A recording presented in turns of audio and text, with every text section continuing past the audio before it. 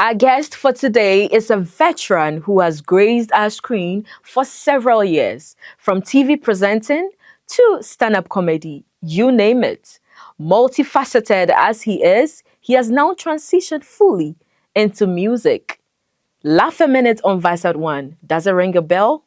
Let me not give away too many clues. Let's take this quick breather. When we come back, we have more for you on Talkertainment. I am your host, Elsie Lamar. Don't go away. We'll be right back. And we are back right here on Talkertainment on GhanaWeb TV. If you just joined us, we are here with the legendary David Oscar.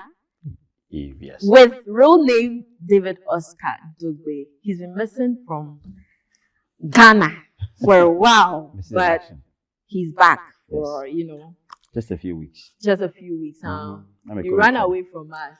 Yeah, I wouldn't quite put it like that. Running away means you escape from something, right? Yes. In my case, I would say I was pushed out in a way, The systemic difficulties sort of like pushed me out. So it wasn't like a situation where if I had a choice, I would have run out, But yeah, let's not go into it. We'll come back to it. We'll definitely come back to it. I want to know, how's life been for you? Yeah. You relocated to Germany? Yes. Yes. How has it been over there? Well, it's only work, and living, survival, But I must say that the system there is it's very matured. Matured compared to what I knew here at home in Ghana, And because of that, you get exposed to a whole lot of things, a whole lot of information. Being a musician, for example, there were certain things certain informations that I wasn't exposed to before I traveled, right? But when I traveled and I got into the system, the sheer nature of how the system has been structured sort of like got me exposed to some of the things that I'm using to further my craft as a music artist. And that comes from the maturity in the system, I believe. Does that mean that Ghana is not matured? To a very large extent, we have a very long way to go in so many areas, We are trying, but, I understood why they call us a third world country when I first got there. Like, oh, okay. Now I understand why they say we are third world, I think it's in the area of the development. Yeah. When you go there, you experience the cultural shock to do with the level of development in the system. You would understand that you come from a village. But there's no place like home, though.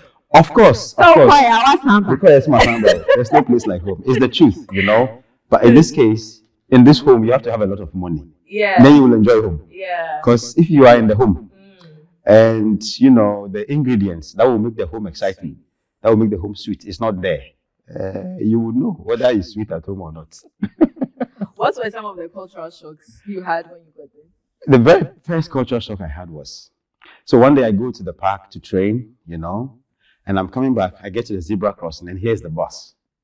Naturally, with the mindset I had from Ghana, I paused. Because I was expecting it to just drive. This is a whole bus with passengers. Then the bus stops. And I didn't even realize that I was the reason why the bus had stopped. It took me almost about 5 to 7 seconds before I realized, oh, okay. They were waiting for me to cross. I was like, wow. Because where I come from, you better not try that nonsense. Go out here on the streets of Medina and try to cross a zebra crossing and expect the taxis or the trotto to stop because you are on there. That was a big cultural shock for me. The humanity, and I think these are things we could learn and replicate. Apparently, it's supposed to be like this here because they say when you get to the zebra crossing, the cars are supposed to stop. But do they stop? So that was like one big cultural shock. There are a number of them, but this is like one example I can share. Like we should add one to it. The other ones, okay, let me tell you about this instance where I visited a friend with his family, and the kids are making noise. There are some boxes and things they are playing with. So I want them to just calm down, pack the boxes and go put it back, so we can have our time and speak. So in my mind, I was just saying that so that the kid would just go do his thing. I said, oh, stop, go, pack the boxes and go and put it down. I'll give you a gift. That's what I said. So this boy goes, packs everything, takes it to the room, then he comes back. And at this point, I'm talking to his father. After a while, he starts crying. He starts crying. So the mom comes out to ask, why is he crying? And of course, I knew it was because of what I said. Because he kept repeating, where's my gift? Where's my gift?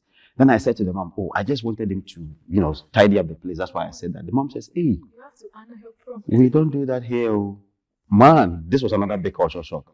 Because in Ghana, if you want the kid to stop doing something, you basically deceive. I would say, I will give you, And in my case, growing up, it is something I don't know if I should call it abuse. I suffered it severally, and even as an adult. It became a trauma. Exactly. Even as an adult, our politicians will tell us, do this for us, we'll do this for you. And then they don't. So somehow it has become a normalized part of my thinking. So when I was doing it there, I thought, this is something Ghanaian. Over here, when you say I'll give you a gift, you better provide that gift. So things like that really opened my eyes to life in Europe and how certain things are taken for granted here at home in Ghana. But over there, how things are taken seriously, I would say. Let me give you one last example. So in a school where I work, I work with disabled people, right? And other people that don't seem or don't look disabled from the very onset, but they are all disabled. They are considered disabled in a way. Now, in Ghana, I knew such people. I encountered such people severally, And over here in Ghana, we have a way of dealing with such people, But over there, all these kind of attitudes are regarded as some kind of a disability. For example, a child who is very disrespectful. In Ghana, we'll call them disrespectful. When you say 1, he will say 2. When you say 3, he will say 16, Over there in Germany, all these kind of attitudes are looked upon as some kind of disability. So kids who are like that, they take them to a special school. Hey. Yeah. In Ghana, we don't take people like that to school. We take them to the school of kings. We put you in shape. See? So, for example, these are all things I'm getting exposed to. I'm like, oh, wow, okay. So maybe as we go along in the future, as the system develops, you see, we'll have certain schools like this in Ghana that... No, we want the one our mothers give us. That one is enough. So it's exciting. In one breath, it's very exciting. In another breath, very eye-opening. Yeah. I'm learning so much. I'm like, okay. All these things make me realize that, where I came from is very, very far away. Very, very, very far away.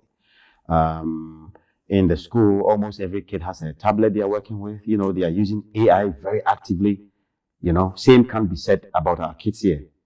Maybe a few crop of kids are from privileged homes, but the general public, So, well, this is my story. Yeah. This is my story. This is my song. Moving away from that, you have encountered a number of evolutions.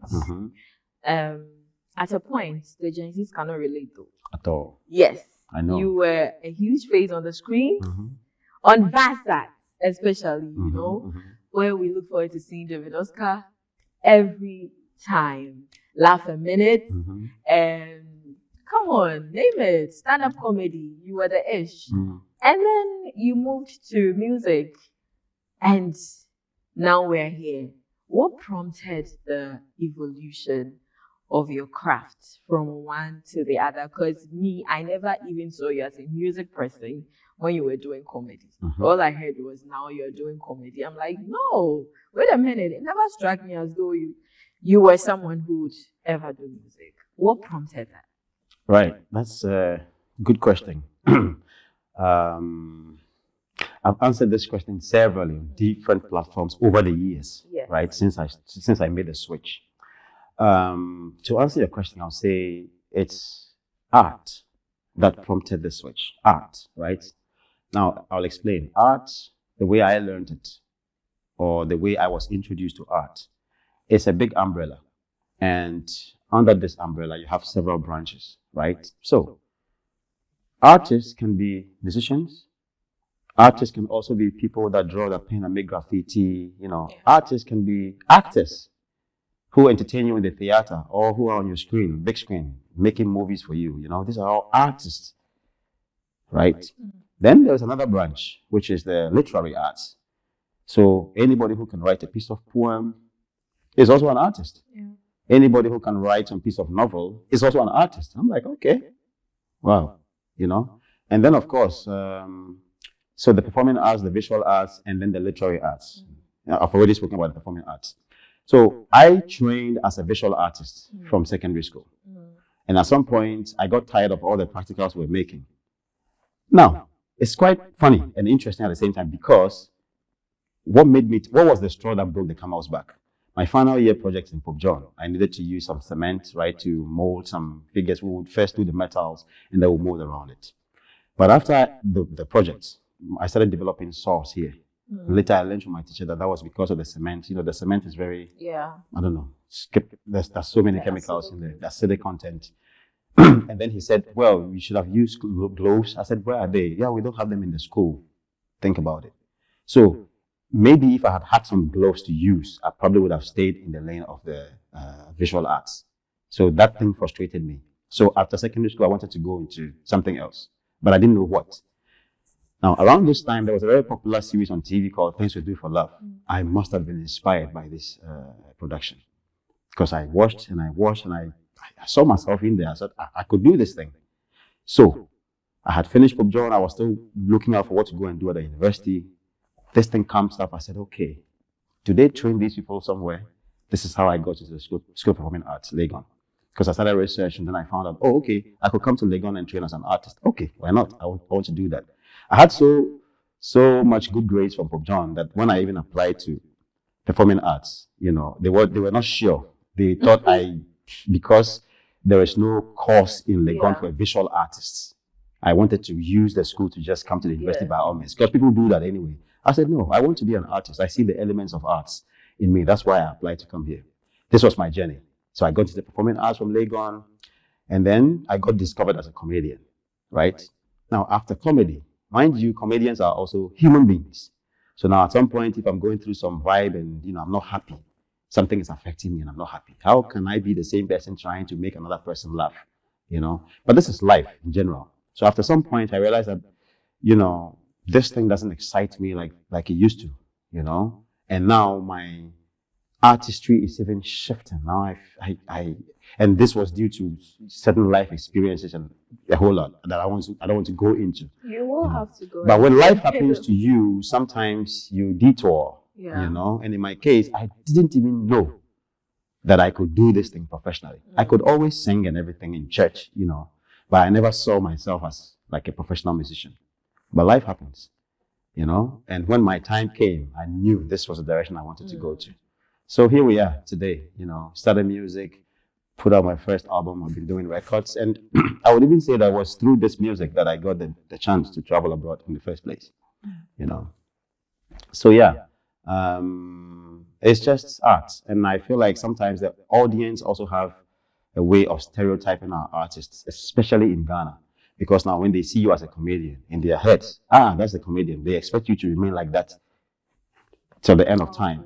You know, so when you switch and you try to do something else, it's difficult for them to take. But when you go to very matured markets, this is what all the top comedians do. Where's Eddie Murphy today?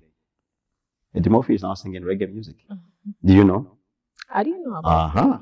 You see? He started off as a comedian, did his Delirious, came doing impersonations. Exactly. Did several impersonations, right? And now he's doing music, just like I am. You know, and there are several countless examples of people who started off doing some piece of comedy and then went into some other areas. Some even start off and then go into business. How about that? You know, so for me, it's just an evolution of my art and, you know, looking for room to constantly express myself. You know, it is art that gives me the room to be able to express myself, express my thoughts, you know, and so on and so forth. Do you think it's hard for Ghanaians to accept you as a musician now? I don't know. As compared to how you were accepted for being a comedian? For some people, maybe. But I also think that part of the problem stems from, I would say, promotions, right? It's like you have a lot of products, but it hasn't reached everywhere, you know, which is why I'm very grateful for this platform, for example, because I believe that after today, it's going to go on your portals and a lot more people maybe for the first time are going to discover, really, does he do music at all? And then try to look into me and find out what I've been doing, you know. So it's a very positive thing that is happening, you know. Maybe if I had some big label support, you know, when I say big label support. You don't mind? You don't mind being signed on a label? Oh, if it's worth it, why not? You know? Especially now that people are trying to hide from it.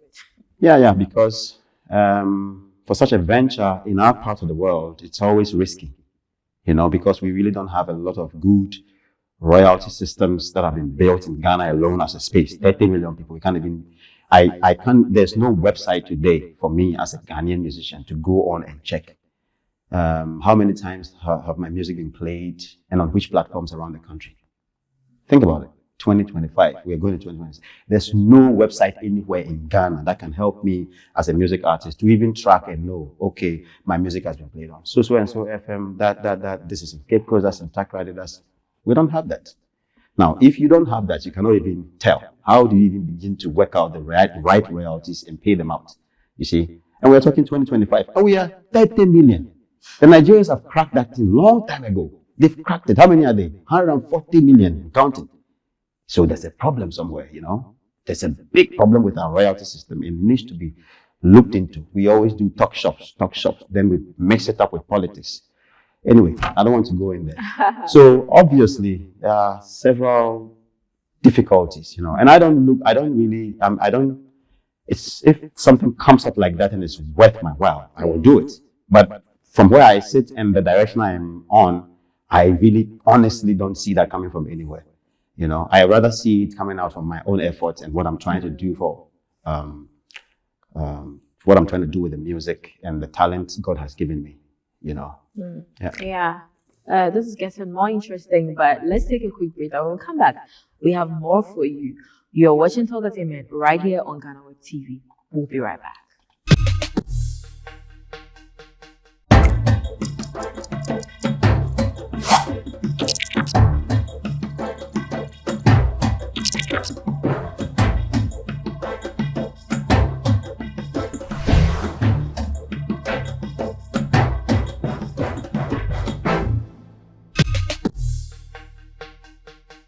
And we are back from the quick breather. You're welcome, or we are continuing with our interesting interview and conversation with David Oscar. Yep. Before we went on break, we're talking about systems, royalty systems. And somehow, if we want to continue this conversation, it's going to get more emotional. Yes. So. And some people are going to take it personal. Yes. Too, as if you came to attack. Oh, that one, dear. It's their problem. However you take it, you choose to take it that way. Let's look at before we go back to the music, let's look at the comedy industry now. Okay. You are one of the people that have really contributed to this very industry. Looking back, sitting back from where you are now, from your lenses, can you tell if we are doing well in terms of comedy? I would say certain individuals, you know, seem to be doing well. I don't want to mention names, but from my perspective, seeming to do well is not the same as actually doing well, you know? And of course, we find ourselves in the show business space, so sometimes, even if the thing is not this way, certain people can use impressions to make you feel or believe that it is this way, when it's probably not, you know? So I'm happy to see that some individuals are doing very well. However, I feel like there's so much room. We don't only have to see 3, 4 top individuals doing well. We want to see like 20 solid comedians working around the country, for example, you know. There should be a comedy hub in Tamale, and not that, you know, 1 or 2 people from Accra organize themselves, go to Tamale and host a show. It's there. I mean, I did that back in the times, you know, but I feel like we could have a hub so that you have in Tamale, you have comedians popping up all over the place and replicated all across the country, you know, at least each capital, because it looks like everything is here in Accra, you know. And if you're looking at a country that has 16 regions, Accra cannot only be the country, you know. Of course, when you are known in Accra, it's like the whole country knows you, but there are other places too, you know.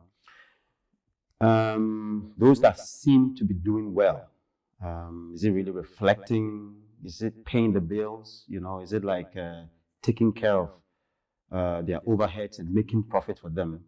I believe the people in the game now who seem to be doing well are better placed to answer this question. you know, because if I'm a comedian and I can organize a show at, say, the National Theatre, get some decent sponsorship, you know, take care of my overhead costs and everything, and finish the whole show and make some 10K profit for myself, and then we are talking, you know. But if I finish and I still cannot break even and I have to keep doing this thing because I got to keep going, and then maybe a conversation has to be had, you know. But I don't know. I can only see the impressions. I do not know whether that is really the true reflection of what the state of affairs are. So maybe, you know, you guys having a very decent platform like this once in a while could probably write that into your programming and see if you could probably invite one or two to really let them tell you it's the mathematics mathing, you know. So do you think they are actually doing it for the showmanship of it? No, I'm just making an assumption. You know, I'm not making any definite statements, right? I say there are some people that seem to be doing well for me, but like I said, seeming to do well and, you know, doing well in actuality are two different things. So I cannot really tell, you know. I can only tell based on what I see. And if what I see is anything to go by, I will give plaudits to somebody like Jacinta. I'll give plaudits to somebody like Lexi. I'll give plaudits to somebody like Obi. I'll give plaudits to Foster. I'll give plaudits to DKB. DKB. Yes, he still got his yearly thing going. This New Year thing, New Year comedy show. Yeah. Who else? There are several other names that are not coming top of my mind right now, but I see several other names, several other guys doing things for themselves, you know.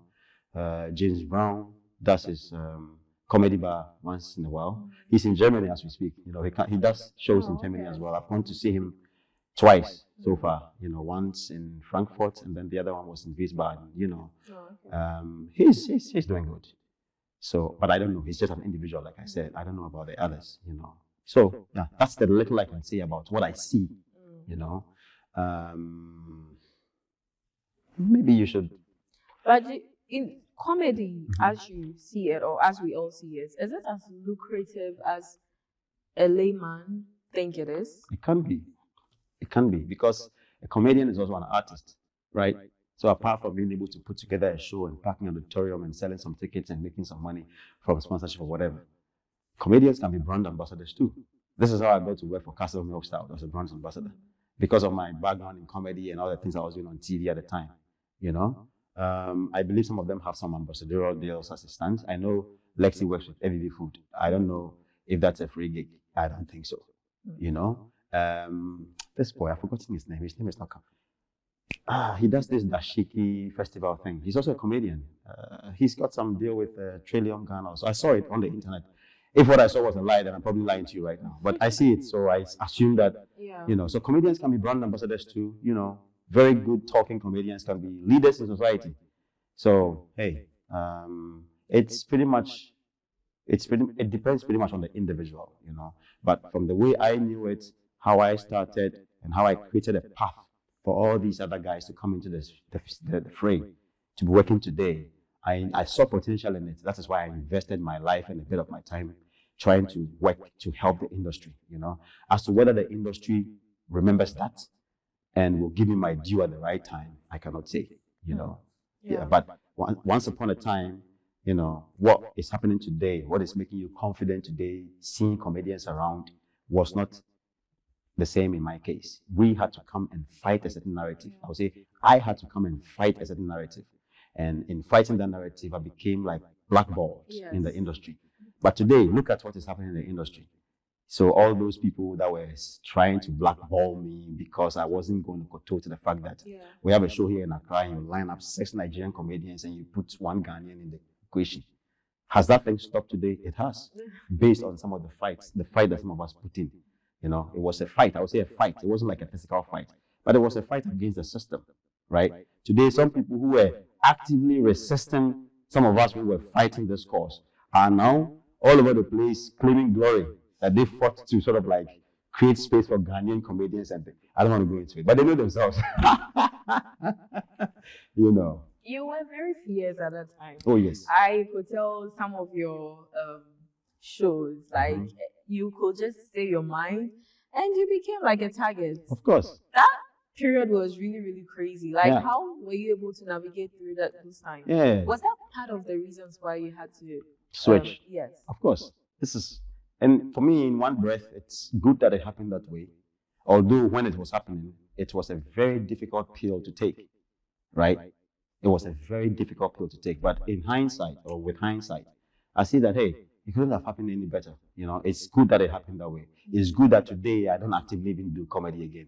I know the role I played, right? I fought the system to create space for all these guys, you know, some of whom are doing comedy today who don't even know the struggles, you know, that some of us went through, the seeds that we sowed, just so today they can have a free field, you know, working and just feeling free. These days, it's not easy for a basket mouth or a Teju to come here and command so much crowd when Ghanaian comedians are there. It's not, you know, and I look back into time and I'm like, yeah, we fought this thing.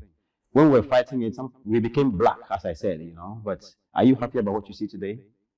No. Are you? I mean, oh, yes. Exactly. You have David also to thank for that, you know.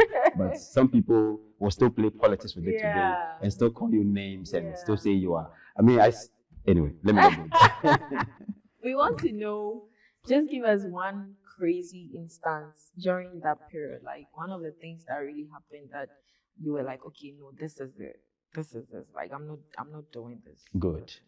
When I woke up one day and I realized that the people that had surrounded me at the time, right? I don't want to mention any names. The people that had surrounded me at the time, because I was like a de facto leader of the GH comedy movement, if you remember. Yeah. Right. There were some people who were not happy with the fact that I was seen as the leader of the pack. And these people were not even outsiders, people who were part of the pack, supposedly. So certain people actively worked to sabotage my efforts and my steps. And when I woke up to that reality, it was heartbreaking. You know, I fell into a deep state of depression. And in this depression, that was when I discovered reggae music as a healing, you know, tool, as a thing that can heal one. Because if not for reggae, man, probably would have committed some suicide. Yeah.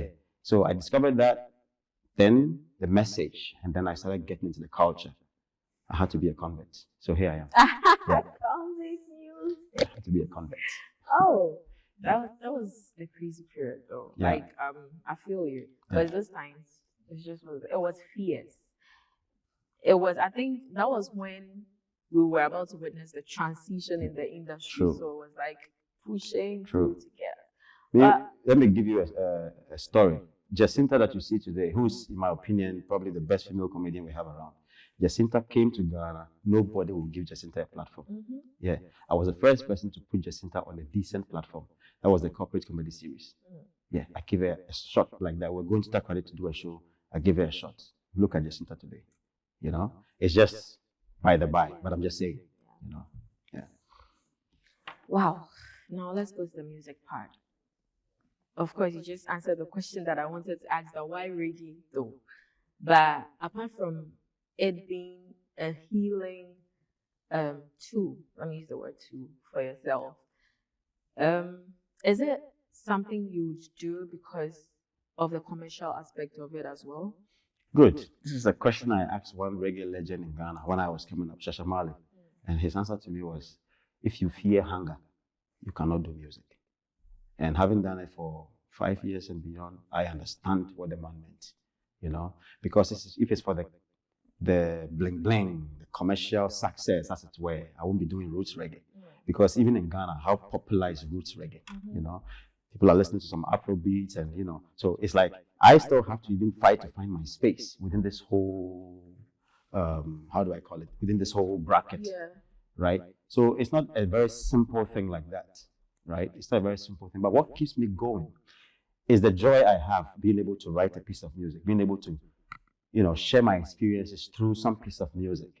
Is a joy I have being able to compose lyrics, being able to compose using melodies. These melodies are things that I get from the Spirit, you know. These are like gifts that God throws at me, you know. And so far as God keeps giving the melodies, the music cannot stop, you know. This is my motivation. It's not about, I want to be another, I don't know, Shatawale or another Stone Boy or another, you know. It's there. I mean, being reference points for some of us in the game, it's motivating enough. But it doesn't also mean that if we don't ever get to become like them, there is no joy in what we are doing. Then there's no point in starting in the first place. I find and derive great joy and satisfaction out of this journey. This is why I do it. And not even because there's somebody out there to give you something or, which is why I have said on several occasions, right, in several forums, that one of my primary motivations for doing music is just the joy I get from it. It's not because of awards or anything, Much as I do not disrespect anybody's scheme, my goal is not because I want to win. That's why I'm doing it now at all. Talking about Stonebwoy, he's one of the people you've really been vibing with Yeah. in this reggae journey. How has he really impacted your I like this question. Great question. I mean, throughout the process, right, of me recovering from my depression and the switch I was making, I think Stonebwoy was the final piece of puzzle that empowered me to go into reggae. And I'll tell you why. So imagine I've been soaking a lot of reggae, roots reggae, rediscovering people like Bob Marley, Peter Tosh, Bunny Wailer, rediscovering so many reggae artists that, I didn't even come to meet because Bob died before I was even born, right? Then one day, we're sitting in Achimota, where I used to live, and one brother comes in, he's playing some records, and he starts playing Rango. I had never heard that song before, but when I started, when the song dropped, tell me where we gonna Rango. So I asked him, who is that artist? Because I was thinking he was going to mention some Jamaican artist. He said Stonebwoy. Like, what? Is that Stonebwoy? I listened to the song, and it was like the song was telling me, you can do this. This is you. This is where you have to go. Yeah. And finally, when I met Stonebwoy in Hamburg earlier this year, I told him the story.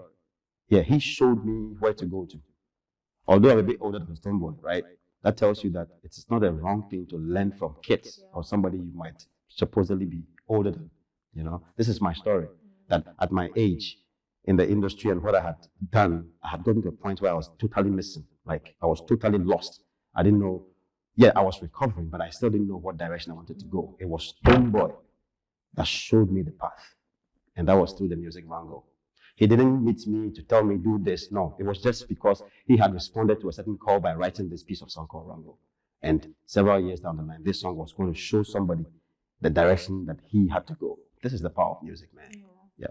That's So great. That's great. That's great. we appreciate the fact that we have an artist like Stonebwoy in Ghana, and not just in Ghana. I mean, when it comes to direction, he's a big guy. Stonebwoy is a big guy. Will you be going for his concert? Will you still be around at that time though? We would be, but 24th. my people don't really like being in a crowded place. Oh, so that's no, like you don't have to be in the crowd. Yeah, I know. There's some But VIP backstage. I have other things I'm trying to get done.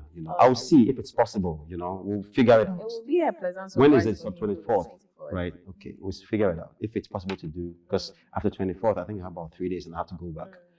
So you would tell that getting closer to it, I would also be getting ready to go. So I need to really recalibrate everything and see. But there's a possibility. We'll see. We'll see. Yeah. So what projects are you working on currently? I'm working on my album, my second album. I've already been dropping singles since we started this year. I think I've dropped 4 new singles. Thank You, Jah. I've dropped Count Your Blessings. I've dropped New Dawn. What else have I dropped? I've forgotten. I mean, I'm working on a live studio session, filming for 10 of my songs next week, which I'm sure you guys will be seeing because I'll be posting on my social media. And so hopefully, let's see, maybe in the coming year, when all of it are ready, we'll put it out. I think the live studio session will really do. I'm really looking forward to it. The one with the live band. With the live band and everything. Yeah. Crazy. Yeah. That should fly. That should fly. I hope so. Let us know when it's out. When it's out. I'll send you a link. Definitely. Definitely. Board of directors. Yes. Sister Sledge. Oh, crazy. So, what's one of your favorite songs on that album that you're putting out? Hey, I have a lot of tight songs. They are all like my children, and I don't have a favorite child. All my children are my favorites. The one that is currently in your mind. Give us some reggae, cause we want some reggae. Give us some roots and reggae music. Don't forget yourself, don't you forget how much you have. A grateful mind and gratitude of heart is all we need. Okay, I won't continue. But this song it's been worked on by a Brazilian producer. It's called Raphael. We're working together on this project. Apart from him, I have a producer in South Africa. He's Ghanaian. His name is Liti. He's been producing some of my tracks. Beautiful projects we're working on. Very talented guy. I met him as a judge on a talent show in Ghana. Yeah. I don't know if you remember Born Stars. Born Stars. Yeah. Liti came through Born Stars, and that's how I met Liti. And now we work together. You know, he's been producing my records. Yeah. He's also outside of Ghana. He lives in SA. But thanks to the internet, we're able to work, you know, without having to be together in person. Yeah. Okay, we are drawing closer to the end of this conversation. So watch out, the second album coming soon. Sometime this gets interesting. In as much as I don't want it to end, we just have to end this. Do you have any final words for your fans, for everyone that has missed you? Okay. Final words, not because I'm not dead yet. So I'll say the last words I'm putting out on the show. What can I say? I mean, what we do as artists require audience. You know, it requires your attention as audiences. So if you have yet to discover my musical site, I invite you, you know, using this great platform, to check out my YouTube. You know, I've got so many things there. To check me out on Spotify if you have it, or Apple Music if you have it, or simply follow me on my social media, you know, because that's where I post and that's where I keep the world informed about my activities. So Facebook, Twitter, well, now X, Instagram, TikTok, wherever you find yourself, just look for David Oscar Dogbe. That's Binish. You know, yes. So this is just an invitation for you to just get closer, get familiar, you know, get to know the brand. All that you just said, say it in Dutch. In Dutch, not Dutch, Deutsch. Deutsch. Dutch is the language that is spoken by the people in Holland. Okay. Ja, but Deutsch. Deutsch. Exactly. So, ich habe einfach gesagt, dass ich lade euch ein, meine Fans. Abonniere ich auf YouTube bin ich. Ich habe auch einen Kanal auf Instagram, auf TikTok bin ich da auch. On X, ehemaliger Name Twitter, ihr weißt das schon. Und ihr könnt meine Videos auf Instagram, auf TikTok, auf YouTube anschauen. Ja, und ihr könnt auch meine Musik auf Spotify streamen, auf Apple Music, Tidal und überall, wo Musikstreaming-Dienst möglich ist. David Oscar Seso, blessed. Ish, coming to an end of Ish interview, Ish on. Oh my God, I'm just trying to mimic this, but I was just hearing stars. Yes. This was interesting. Someday I want to speak the Deutsch though. Yes, it's actually quite, I would say easy, but it's possible. Yeah, you know, if you have the desire, it's possible. You will teach me. Definitely. Yes. Here's where we draw the curtains on this episode of Talkertainment right here on GhanaWeb TV. I've been your host, Elsie Lamar, and my guest, David Oscar, has been interesting, has been great, has been solid. We come your way another time. Till then, stay out of trouble. And we are out. Bless.